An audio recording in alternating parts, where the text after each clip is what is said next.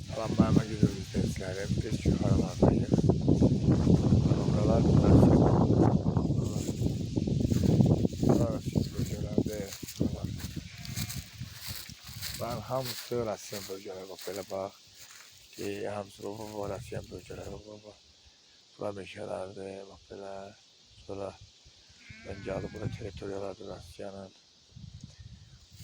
ağaçlardı. Bura normal yerdi bak böyle Rasyon. Rasyon normal yerdi. Bura hamısı teritoriyalarda Rasyon.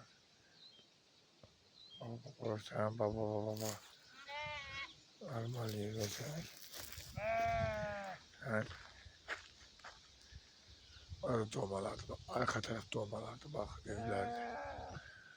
Orada bizim merkez yollarımız baba. Bizim merkez yol. Oralarda meşet bak. Oralar meşet bak. Gösterdiğim bu Hamzeli meşet bak böyle. Böyle bizim istirahat merkezimiz bak. Buralar bizim. Mənim meyxanası gündüz tozlu. Bütün hamı xalqıma salamlayıram. Millətimə salamlayıram. Özünüz də tez yaxşısınız. Mənizdə xalqıma salamlayıram. Hem meyxanası, hem video montajı, hem reklam sambolusu. Opşimdə universal. Universal uşaqdır, universal. Özünün ötəsi yaxşıdır, mən sizin normaldir mən. Hər şey salamatsınız, özünüz yaxşısınız mən.